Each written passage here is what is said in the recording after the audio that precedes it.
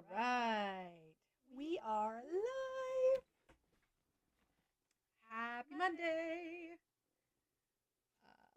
It is Monday, February 10th.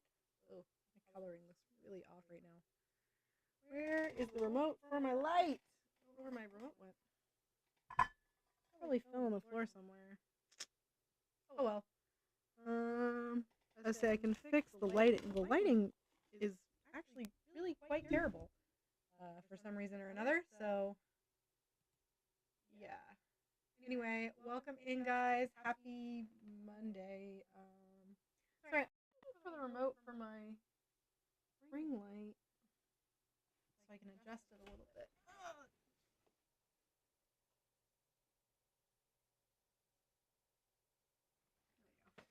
That should help. It's making my coloring look really, really, really weird. So I was just trying to figure out why it's doing that.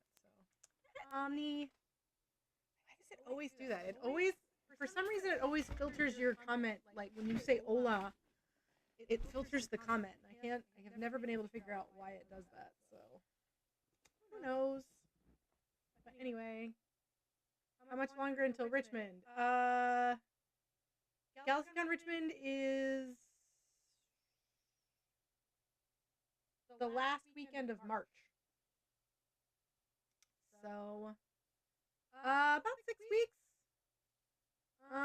Which means I really gotta like do some work on my armor because I don't even have like wearable armor right now. I took some pieces apart to repair them, so I don't even have anything that's wearable at the moment. Oops. So I need to get my armor ready to go here in the very near future. Yeah.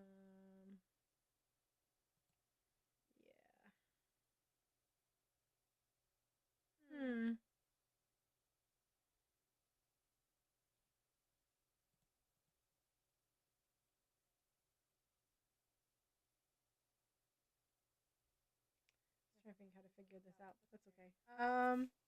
Oh yeah. Hallo. Wie geht's?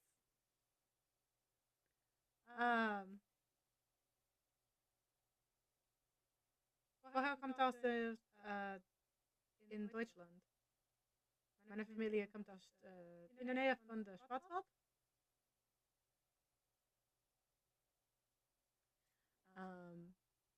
So all Mandos. No, not all Mandos. I'm hopefully, if I can get the fabric and time, I am gonna try and get my Charlie Morningstar dress redone.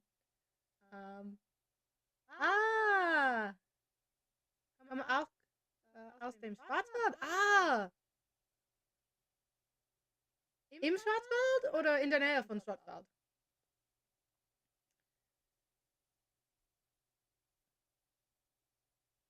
Meine Familie kommt aus in der Nähe von Schwarzwald, in der Nähe von Rotweil, ich denke. Karlsruhe. Nice. My grandfather came from the heart of the Black Forest. So if you guys, we're talking about Germany. If you guys aren't, my Deutsch is not so good yet. My German was better when I was in high school because I was practicing it a lot. I have no practice now. But yeah, my family is from a very, very, very small town in the Black Forest area called Leidringen. Very tiny. Ein Ort. Very tiny town. We actually have a bakery there. The Keck Bakery. That's the name of my like cousin's family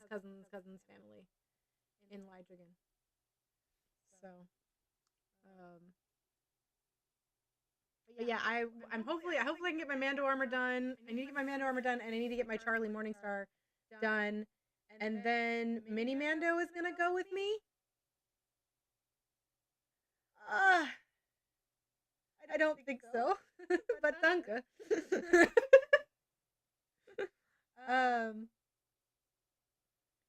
So yeah, we are going to be doing GalaxyCon Richmond.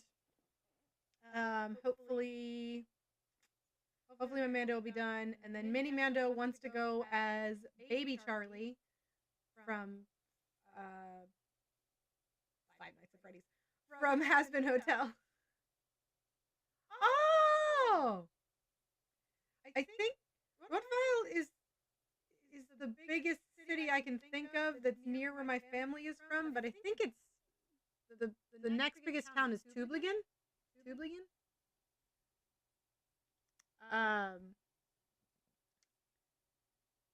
It's been many years since I was in Deutschland. 2007 was the last time I was there. Ich war in München und Berlin und Marburg und Stuttgart. We went to Europa Park, which was so much fun. I want to go back to Europa Park. Which, by the way, if you guys don't know what Europa Park is, it is a amusement park that is kind of like Busch Gardens mixed with Epcot. Did I finally watch all of Skeleton Crew? Yes, I did see all of Skeleton Crew, and I loved it. And I'm really concerned that there are people who are saying that they did not like Skeleton Crew. That Skeleton Crew sucked. I don't know who says that, because Skeleton Crew was awesome. So somebody is insane. I don't know. Somebody was definitely, I don't know what people are thinking, because I thought Skeleton Crew was amazing. So it was Space Goonies, right? Like, the idea that it was bad, did they have like a different expectation? Like, yeah, I don't know. It was, I thought it was great. I loved it. I would like more. I would like more Space Goonies. To be honest, I want more. But I say that about all Star Wars shows. I want more. More! Give me all the Star Warsy things. The kids will age out. Yeah. That's the thing I noticed about Stranger Things. Like, I like Stranger Things at the beginning of Stranger Things. Like, seasons 1, seasons 2, they were fine. Season 3, meh. Season 4, it just didn't go. It didn't. Hi, Dan. Supreme Chancellor, good evening. Like, it just, the Stranger Things thing, like, once they stopped being, like, cute kids, being just kind of annoying teenagers to now being annoying, young adults, like, it doesn't really have, like, the same kind of feel that it did at the beginning. So, but I feel like,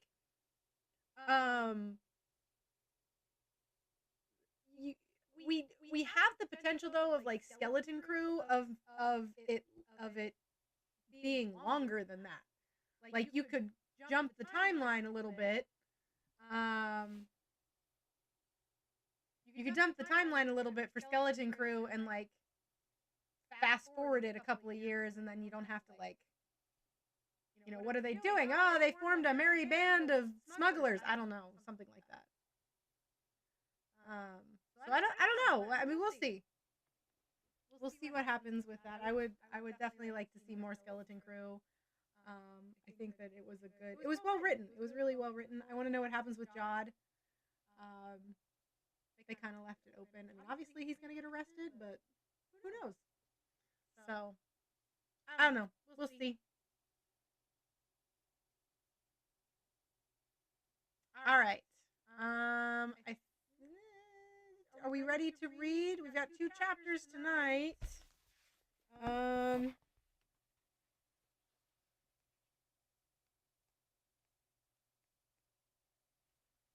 Two chapters of redemption arc for Jod. I don't think that's necessarily possible that Jod gets a redemption arc, but I mean, maybe. I mean, it's anything's possible, I suppose, but yeah.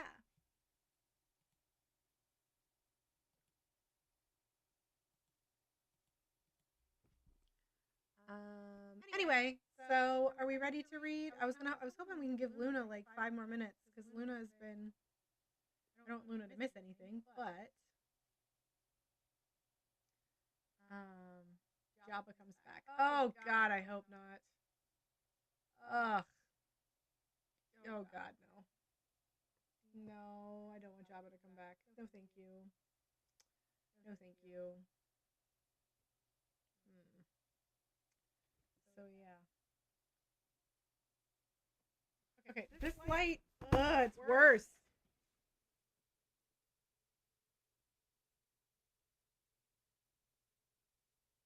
There we go. That's a little bit better. Yeah, okay. The cool lighting just looks a little bit better than the warm lighting, but still. I don't... Camera's like a little too high def for me on my computer. That's like, oh, I can see every flaw on my face because my face looks terrible right now thanks to TikTok, and I don't have to like worry about it. But there's Luna.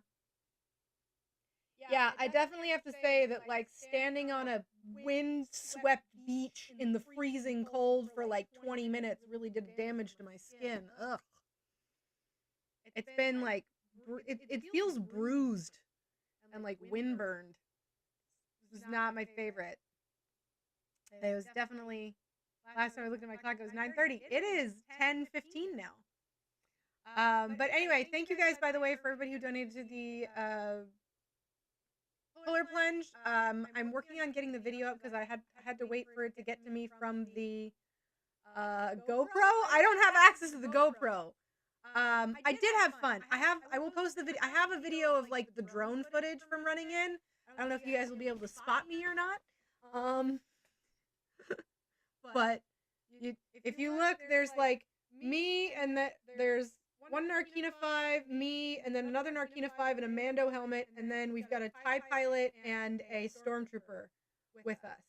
So I have the drone footage, but I don't have the GoPro footage yet. I had to wait for it to be edited by the person who had the GoPro. I don't own a GoPro, so I'm at the mercy of the person who owned the GoPro. Some armor had old digital REA. What? Hey, Sonic Concordia! Happy Monday! So yeah, we'll be doing the yeah, as soon as I get the GoPro footage. Had old digital read aloud. Oh! Yeah, so as soon as the footage, as soon as I can get the GoPro footage up on TikTok, I actually paid for YouTube Premium so I could download the drone footage. So I could download the drone footage for the polar plunge. It was cold. It was very good. Actually, I'll be honest. The worst part was not going into the water. So like once you like hit the water, it was fine. It really wasn't that bad. The worst part was the waiting on the beach before going in the water. Just because of how cold it was. I mean, it was windy, it was cold. It was like, I don't know, I think it was like 35 degrees or something like that. It was not great. It was not great.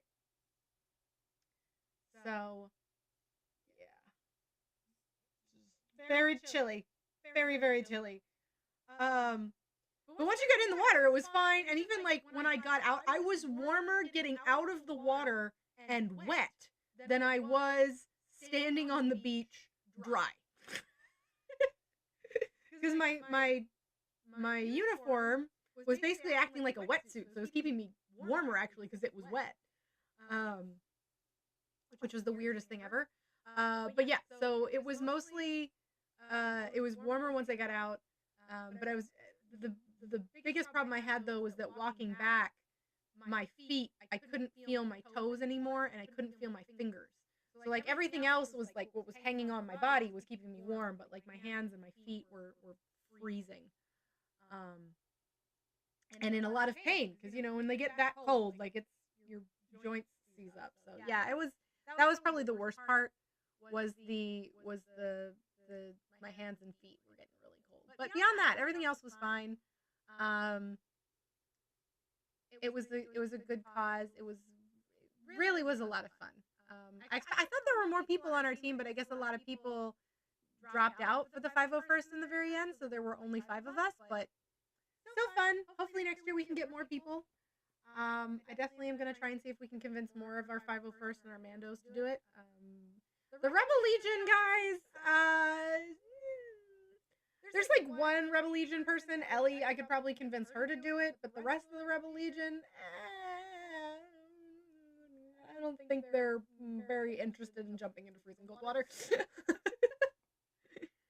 our the Rebel Legion is a little bit like on the upper end of the. I can't even say that because our Mando is 50 something, almost 60. So like I can't say that, but like our Rebel Legion is a little bit on the older side, so I don't know if they're going to be as interested in jumping into freezing cold water.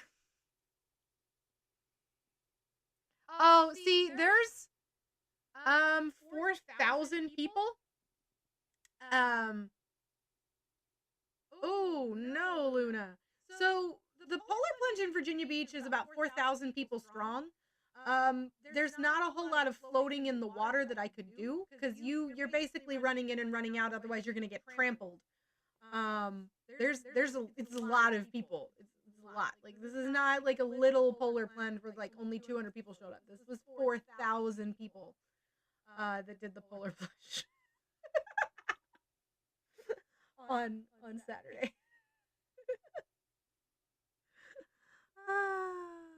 We didn't have a sauna afterwards. We did not have that option, but that's a good idea. I mean, if some people just like jumped into the hotel pool that was heated, we just went back to our. One of the guys got a hotel room. The guy with the GoPro, he got a hotel room, so we just went back to his hotel and like all changed out of the wet clothes and got warm. But yeah. All right, it is 10:20. We know that the reason why y'all are here is not to hear me talk about the polar plunge, but because you guys want to hear more of the story, so that we can then get to the real book that we all want to read, which is The Rise and Fall of the Empire. Which, by the way, you know how I've been... Okay, so we've got Palpatine, right? When I'm talking about Palpatine, we're talking about Palpatine, the fictional character. Palpatine, that guy, Chief Palpatine, of favored story and movie, played by Ian McDermott, all those things. You know, we're talking about Palpatine. Palpatine. I don't have my image of orange Palpatine around here anywhere, but no, we're talking about Palpatine, right? Just because censorship. And I've decided I was going to go with Mas Amedda because that would make more sense because Palpatine, Mas Amedda existed at the same time. However, I think we might talk more about Higo Damask. Higo Damask, right? Do we understand? Damask, Damask, Damask, Damask. Do we get it? Do we understand? Okay, cool. So we might talk more about Higo Damask and the things that Higo Damask does because I mean Higo Damask was a billionaire, part of the banking clan, Nepo baby, who basically put Palpatine in power. Right? Right? Sound familiar? The similarities are overwhelming. Higo Damask invested heavily into ships, into spaceships. Are you kidding? It writes itself. Like it really it's reading itself. So anyway, if we decide to talk about Higo Damask, just again, we're talking about Higo Damask, the fictional character Higo Damask, who actually was a Sith Lord. Okay? And funded Palpatine's rise to power and did all of this research to gain. He researched into cloning and spaceships and weaponry and was pulling a lot of galactic strings to pad his own pockets and to gain more power for himself, even though because he could not directly gain the power. Right. We all got that? Good. I'm glad we understand that. Higo Damask, remember him? Darth Plagueis? Remember that? I was originally going to make some videos about Mas Amedda, but Mas Amedda really doesn't have the same kind of power hold that Higo Damask did. And even though Higo Damask and Emperor Palpatine did not exist at the same time completely, I think we might. I might just make it like as a side canon that Sidious didn't actually murder Plagueis, and Plagueis just survived into the Empire. That's right, no imps allowed. Well, no real imps allowed. Jen is allowed. Jen's allowed. She's an Imperial, but she's allowed because she's cool. She might also secretly be a Mandalorian, so. That is the running joke that Jen is actually secretly Mandalorian. Just saying. But we know that she hates Thrawn.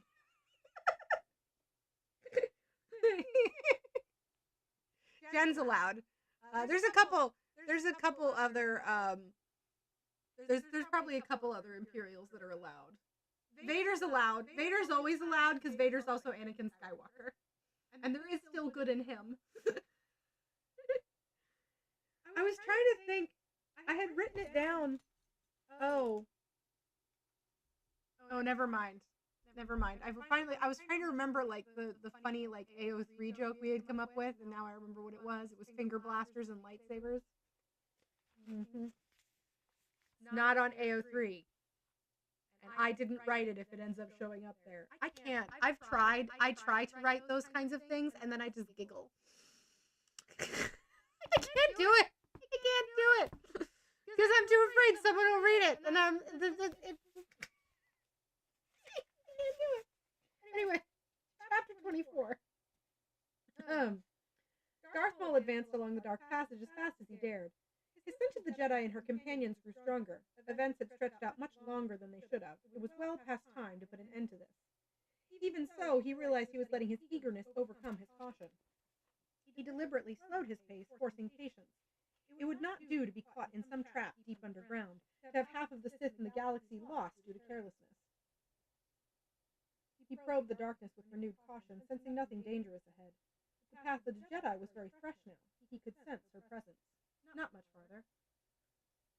And then he felt her find him. A clumsy probe it was, weak and hesitant. He was disappointed by it. It would be no real challenge to face someone so little steeped in the ways of the Force. Definitely not in the same class as her master, the Twi'lek who had destroyed his speeder bike. He had been a worthy adversary. Not as good as Maul, of course, but that was to be expected. He saw a faint light up ahead as he came around a curve in the tunnel. The echoes of his footsteps changed, and he realized he had reached a large open space. He sent mental investigative tendrils of the Force outward, finding the boundaries of the ledge he stood on, and the bridge just ahead. He sensed the Jedi on the bridge, perhaps halfway across, with Lorn Pavan and his droid just ahead of her and beyond him. Maul frowned. There was an odd quality ahead of them in the darkness, an empty spot in the mental topography of his probe. The light, which he now realized had to be from the droid's photoreceptors, gave him a brief glimpse of something huge and oddly insubstantial, like a weaving pillar of smoke ahead of the three of the middle in the bridge. Whatever it was he saw produced no corresponding vibration in the Force. This was most odd. Curious, he tried again, and again his probe met with nothingness. No, not exactly nothingness. The sensation was almost like encountering a surface so slick that one could find no purchase on it.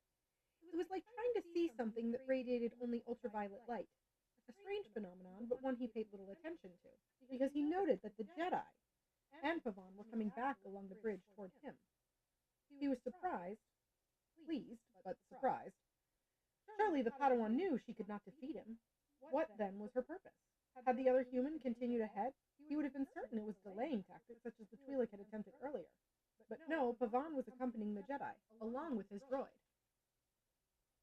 Once again, Darth Maul admitted to being impressed by his prey. They were brave enough to come back and face him, and smart enough to realize, finally, that it was pointless to keep running. Naturally, they would die, but perhaps he would grant them some small measure of mercy, would be a trifle quicker in killing them than he had originally planned. The woman had activated her lightsaber, as if what would make the slightest bit of difference, he thought. He stepped forward onto the bridge and walked out to meet them.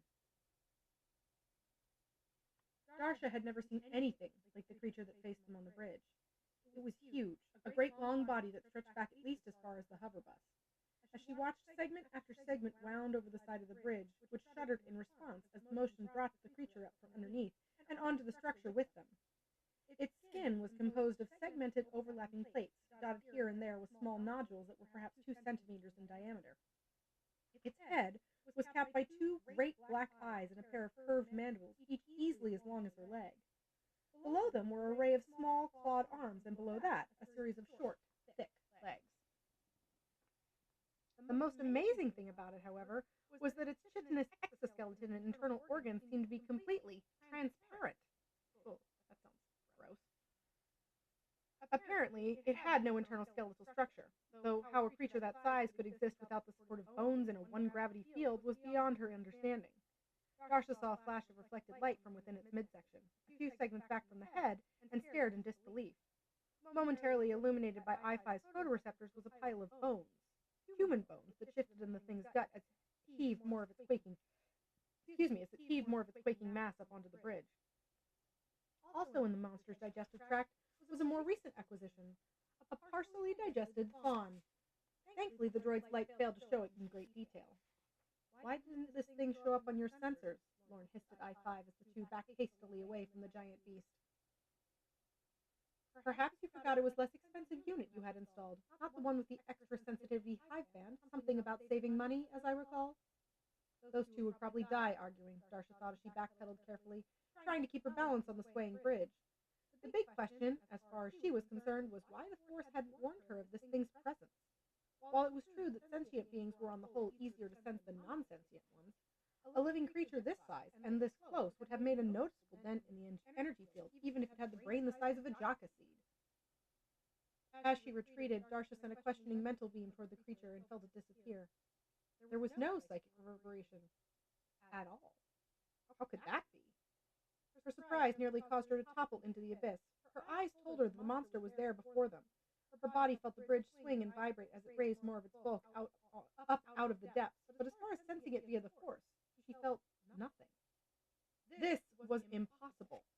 Maybe she wasn't an adept in the same leagues as Master Yoda or Jin, but she'd have to get 0.0 midi-chlorians in her bloodstream not to get some kind of a reading on something that huge. The creature reared up, some of its legs quivering in the light of I-5's photoreceptors. There was a sound, a kind of dry rasping, which it seemed to make by rattling its segmented chitinous plates. It towered over them and opened its mouth. Darcia activated her lightsaber as the droid fired both finger blasters, hitting several pairs of legs and scarring the creature's torso. It shrieked and slammed the upper length of its body back down on the bridge, nearly shaking the group off. They had to drop prone to keep from falling, which was lucky because the stream of fluid that arced from the dark rictus of its mouth passed over their heads, instead of coating them. Even as she clung to the metal plank beneath her, it was clear to Darcia that the stuff being spat by the monster was the same substance that made up the gray silken material of the bridge. This thing had made the bridge. Something about all this seemed familiar, but she couldn't recall how or why. A vagrant stream of silk drifted toward the Padawan, and without thinking, she moved her lightsaber to intercept it. The silk burned as it hit the yellow energy beam, vaporizing into a cloud of smelly vapor. The three got to their feet and started moving quickly back down the bridge toward the tunnel. Behind them, the monster hitched itself forward, its multiple legs clinging to the silken bridge. While I-5's blasters hadn't worked, Darcia told herself, let's see how well it stood up to a lightsaber. Lorne really wishing he had a weapon right about now. Forget hand blasters, he was far past desiring something that small. Maybe a tripod-mounted V90 or a few plasma grenades?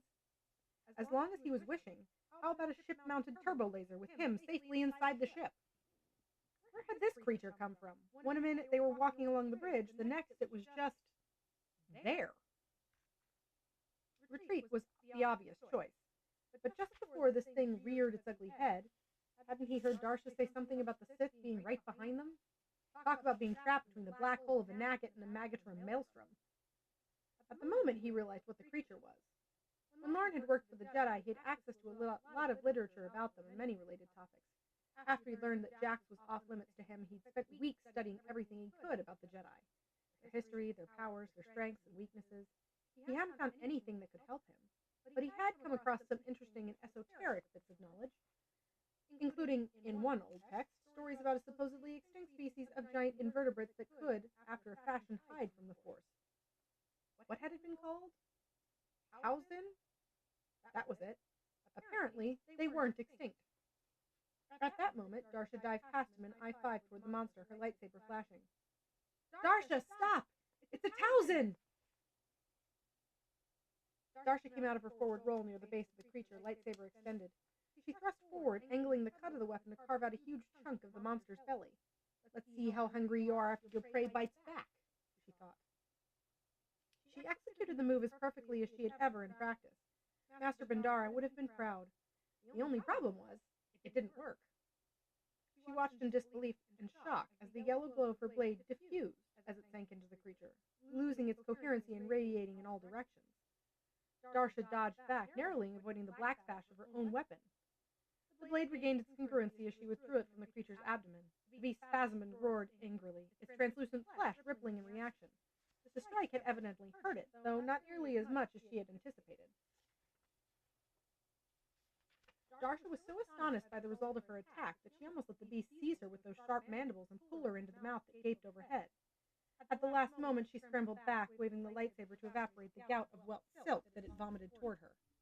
At least the energy blade was good against that. She noted that the silk expellant became opaque only after it left the thing's mouth. She realized belatedly that Lauren had called out something to her moments ago. It hadn't registered at first, but now it did. A Towson? She remembered a few references to the beast in her first history class, thought to be extinct. They had been one of the few living creatures ever encountered that could not be perceived through the Force. Apparently someone had imported one to Coruscant sometime in the past. I bet it was Sidious, or Plagueis, member of the Sith. There was an old Jedi adage that Master Bandara had been fond of quoting. Any enemy may be defeated at the right time. This, Darsha realized, was not the right time. She retreated toward Lauren and I-5, who had gained another few meters. The Towson sprayed more webbing at them. Darsha pushed with the force, deflecting the flow of sticky fluid when she could and vaporizing it with her lightsaber when she couldn't. There was nothing else to do but keep retreating, back into the clutches of the Sith. Yeah, he did. I mean, what was the name of that critter from Clone Wars that they took? Which planet did they take that from? Was it Toydaria? It wasn't Toydaria. I don't think it was Toydaria. Might have been Toydaria. I don't know. They took that other for the Godzilla episode, right? That's what Mando Dad always called it. Mando Dad always called it the Godzilla episode. Because I mean, that's basically what it was.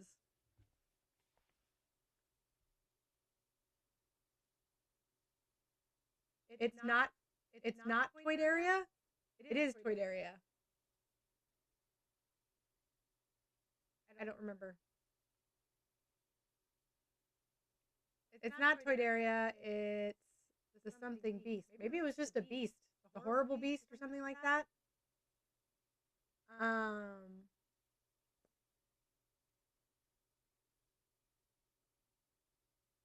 No, it wasn't Toydaria, but it's another. It's gonna drive me nuts, but I don't know what this one's called. Hang on. We finished chapter 24, so let me find this before we read the next chapter. Hang on. Godzilla episode of Clone Wars. The Zillo Beast. The Zillo Beast. Malastare. It's on Malastare. It's not Toydaria. It's Malastare. But it was the Zillo Beast.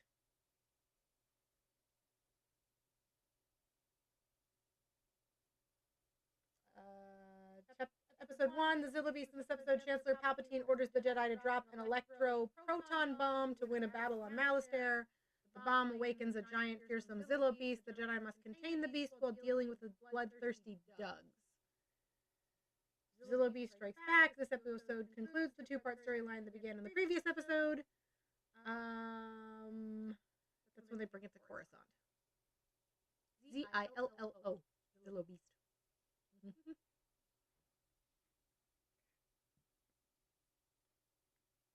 I was in season 2. I still can't believe that episode aired in 2010.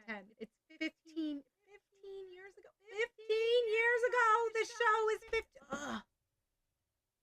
I can't believe how old that show is. It's still so good and still so relevant. Still entirely relevant. Mm-hmm. All right. Shall we continue? Chapter 25. Lauren, I-5, and Darsha moved away from the Towson as fast as they could without dislodging the planks and plates that made up the bridge. These were held in place only by the stickiness of the web support cables, so the three couldn't break into a full run. Fortunately for its many feet, the creature wasn't terribly fast. It lurched along behind them, launching webbing from time to time, which Darsha managed for the most part to deflect. As they retreated, I-5 spoke to Lauren in a low voice, pointing at the varied surfaces they were walking on. Help me remove some of these.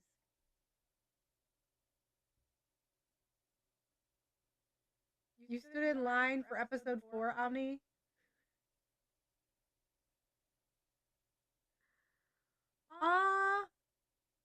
I'm not gonna lie, I am kind of jealous of the people that got to go see Star Wars, like the original Star Wars.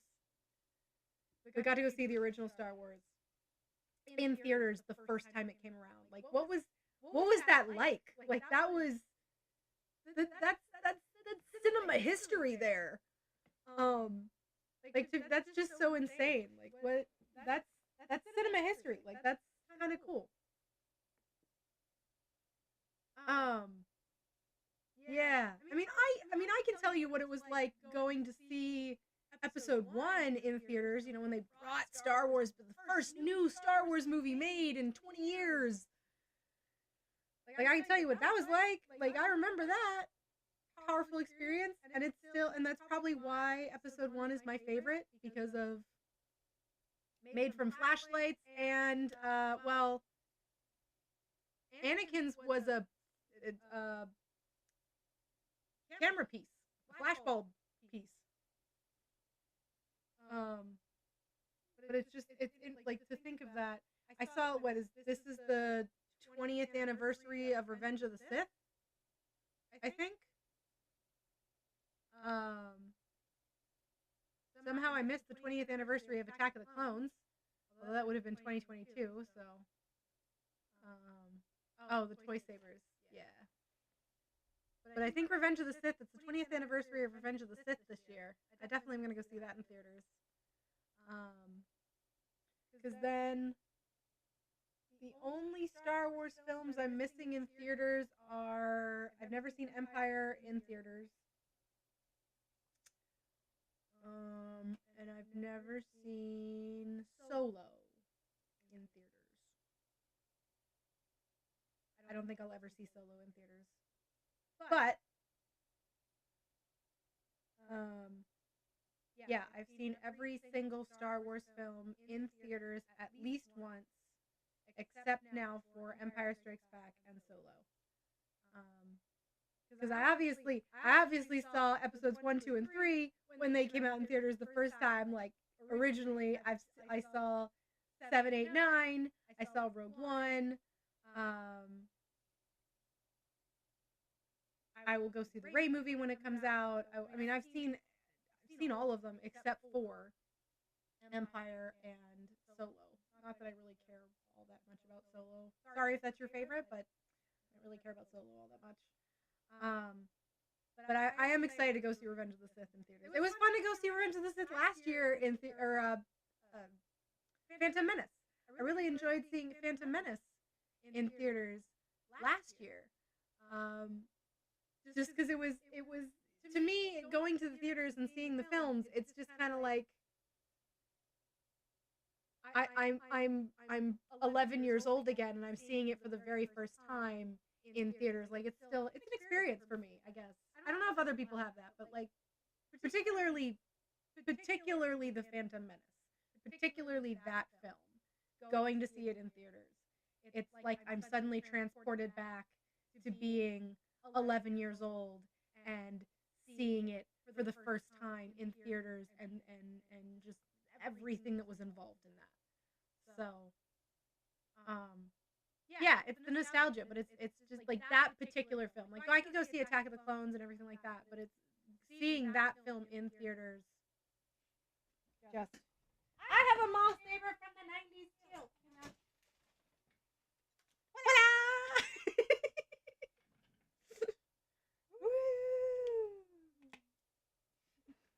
I cannot twirl.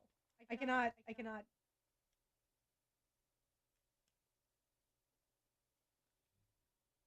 See? I have mine. Ha ha! It's shrunk in the wash. It's a candy dispenser. See, the candy used to be in there. I can't, I think it was cinnamon candy. I want to say it was cinnamon candy. It was candy gum, and I want to say it was cinnamon candy gum, but I don't remember. That's the Wish version. And I think, if I remember, my dad bought this for me at Wawa. I begged him, and he bought me this at Wawa, and it had gum in it. Yeah. How it started? How it's going. I really need to order the replacement though for my NeoPixel, because my NeoPixel board broke. Don't laugh at my one day I will buy like the actual mall handle, and then I can really make like how it started versus how it's going videos. But I can't, I'm not, I can't manipulate a dual blade. I can do a basic spins and stuff like that with a single blade, but I cannot do dual blade. I think I'm too short. My arms are too short, I'm too short. So anyway, Lauren blinked. Did I-5 think the Towson might fall through the cracks? He started to question the droid's instructions, but then shrugged.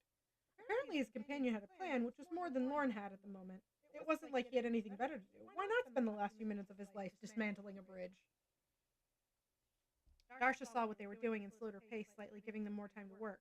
It went surprisingly quickly, considering Lauren had no tools. I-5 used his finger blasters to sever the largest connecting points between each item in the supporting web, and began tossing the various pieces over the side.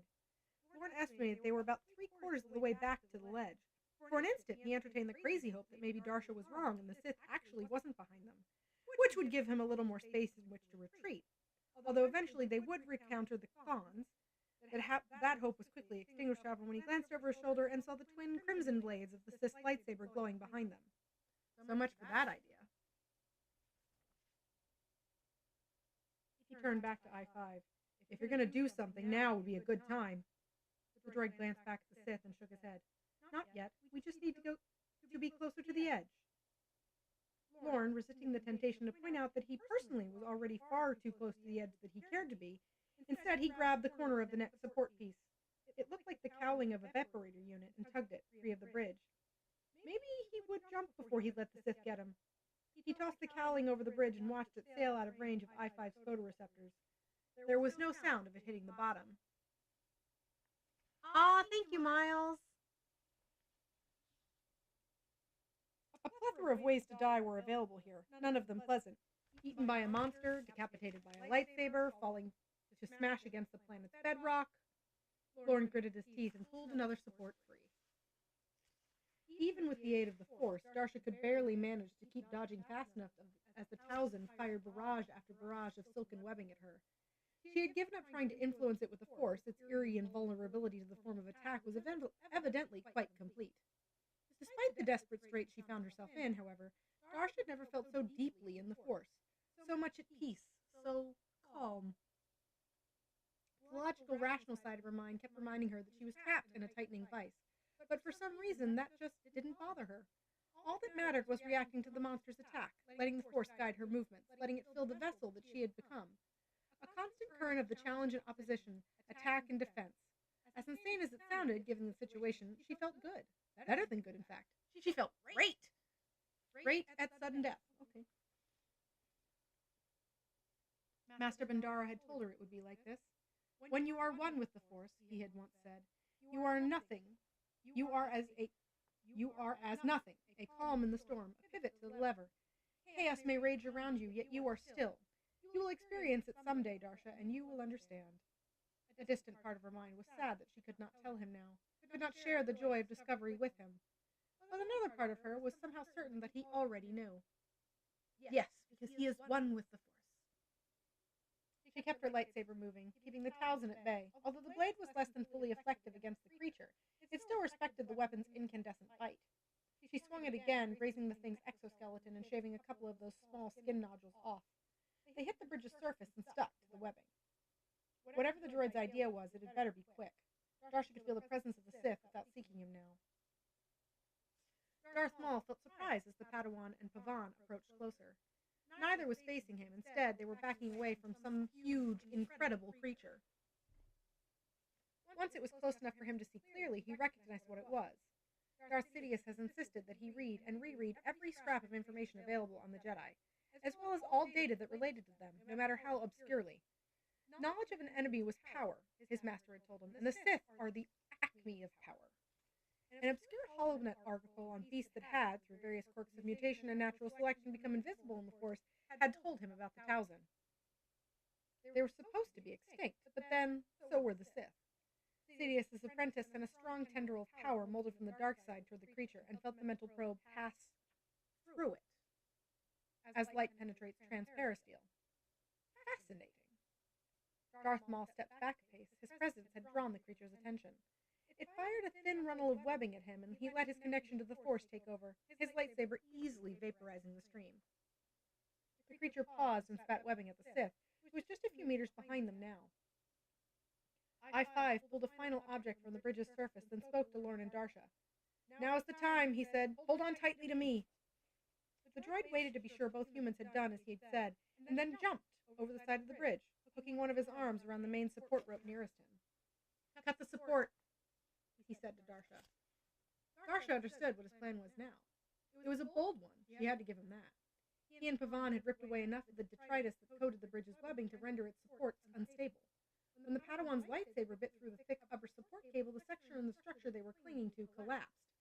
As the three began falling, I-5 fired upward, his finger blaster striking the juncture of every remaining plate, and the support rope they were clinging to. Their momentum increased, and suddenly they were past the tail of the Tauzen, swinging in a very long arc toward the opposite side of the chasm. In the distance, they heard the Sith shout, in rage, it sounded, like as they kept falling. After a second or two, I-5 no longer had to shoot to separate the support cable from the bridge decking. Their weight and momentum ripped the strand away from them, for them as they fell. "If you could slow our acceleration," the droid said to Darsha, "it will perhaps make this fall survivable." I-5 said, "I calculate that we will reach the other side of the cavern in about..." The trio hit the rock wall on the opposite side of the cavern. Even with Darsha's use of the Force to slow them, the impact was considerable. Darsha gasped, the wind knocked out of her. She barely managed to keep her grip. "Well, about now," I-5 finished. "Thanks," Lorn managed, "for your accurate, as usual, timing." "You're welcome." They made it across. Now all they had to do was climb up the cable. As he fanned the vaporized webbing away from his vision with one gloved hand, Darth Maul saw his quarry jump over the side of the bridge and cut the support strand away, turning it into an escape route. For a moment, the Sith apprentice stood absolutely still, realizing how he had been outwitted. He let his rage boil out of him in a frustrated shout. The force-dampening energy of the Tauzen had prevented his sensing their escape, until they were already gone. It was astounding the amount of good fortune his prey was experiencing. He was really going to enjoy completing this mission. Just now, however, he had more pressing matters to attend to. Between the weight of the Tauzen and the dismantling by his quarry, the bridge was beginning to fall apart. By the way, just a side note, I just thought of this. Wouldn't it be really cool to do a D&D dungeon crawl through the bowels of Coruscant? I want to do that. That sounds like fun. Let's do that. Who wants to do that? Who can write that? I want to do that. Just as a side note. Sorry. Between the weight of the Tauzen and the dismantling by his quarry, the bridge was beginning to fall apart. The Sith jumped nimbly over to the remaining support cable and began to move toward the opposite side of the cavern. He could easily cross the remaining distance before his prey climbed up out of the chasm. His athletic skills and connection to the Force made the thin support rope seem as wide as a walkway. But the Tauzen had other ideas. It wound around the remaining support cable, blocking his path. Its head, now below the cable, fired another stream of webbing at him. Again, he vaporized the arcing reticulation. The creature attacked again, but in a different way this time, using its legs to vibrate the strand on which the Sith stood. Darth Maul began to fall backwards, but he did not panic. He reached out, grabbing the support cable with his free hand, careful to keep his lightsaber away from it. He now hung directly in front of the creature, only a couple of meters away from its sharp mandibles. He knew now that he wouldn't be catching up to Pavan and the others within the next few minutes. He spun his lightsaber over in perfect execution of slashing Wampa, and his cut the remaining bridge support that he clung to. He and the Towson fell away in opposite directions. He slamming against the wall on the opposite side from the three fugitives, while the Towson disappeared into the abyss. Unfortunately, disposing of the creature had also disposed of his only route across the cavern. Darth Maul climbed up the support cable to the ledge from whence he had come. He gritted his teeth. Even with the Force to aid him, he could not leap across a cabin this wide. He would have to retrace his route back up to the surface, which was frustrating beyond bearing. He knew he would find them again. There was no place in the galaxy he would not follow them, and he would not fail, however long it took. But to be so close and to fail yet again, it enraged him. They would pay for this in full. Actually, I don't want to turn the page. This concludes our reading for tonight. Ooh! On Wednesday, we pick back up with Obi-Wan Kenobi and his quest to find Darsha and Master Bandara, who has become one with the Force.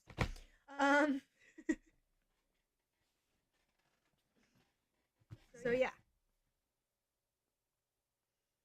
That was insane. A Towson. I wonder if there's any pictures of a Towson. Let's see. Towson.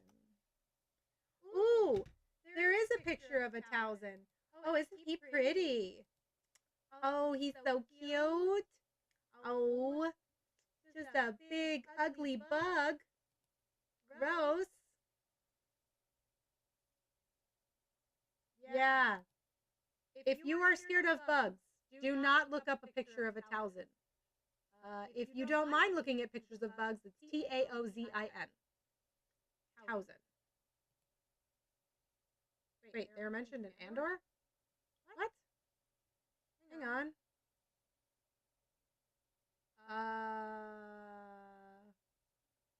Oh! I didn't know that. The Towson were a type of creature that, as a grub, had a long body with 8 limbs, and 10 to why the Prime Lord Dryden Voss kept a Towson grub on display in his study aboard his ship.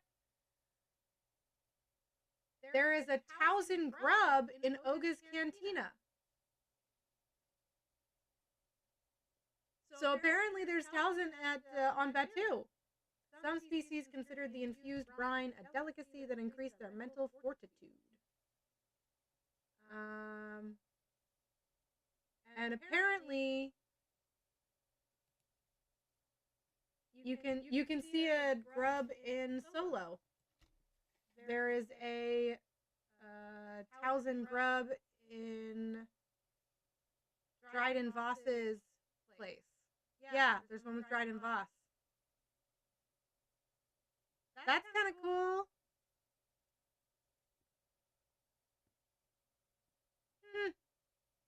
Fun to know.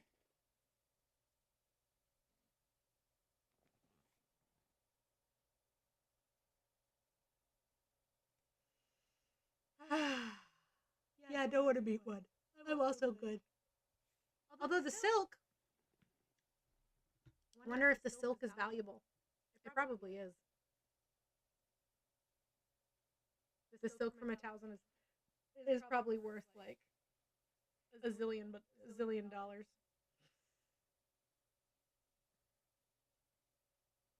All right. I'm going to make it a short stream tonight because I am tired and I'm going to try and go to bed and fall asleep before 1 a.m. Just because I have not been sleeping very well lately. And I mean, go figure. Not sleeping well. I mean, the Empire's just taking over.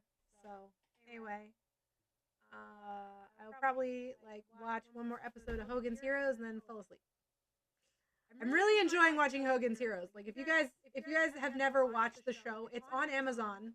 If you have Prime, you can watch Hogan's Heroes. But yeah, go and watch it. It's fun. It's cute. It's funny. I didn't realize it's from the 60s. Like I thought it was from the 70s, but it's from the 60s. And there's definitely some overlap with MASH.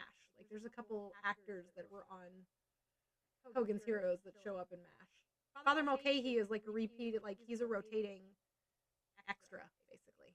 So, anyway, I will see you guys. Okay, so I will be here on Wednesday, 10 p.m. Eastern Standard Time for the next 2 chapters of Darth Maul Shadowhunter. If you are on the Patreon spicy tier, we will be reading Invoking the Blood, which is a spicy book over on Patreon tomorrow. So, but that's for Patreon subscribers only, because that's an 18 and over kind of thing. So, anyway, have a good night, y'all. I will see you guys later. Mwah.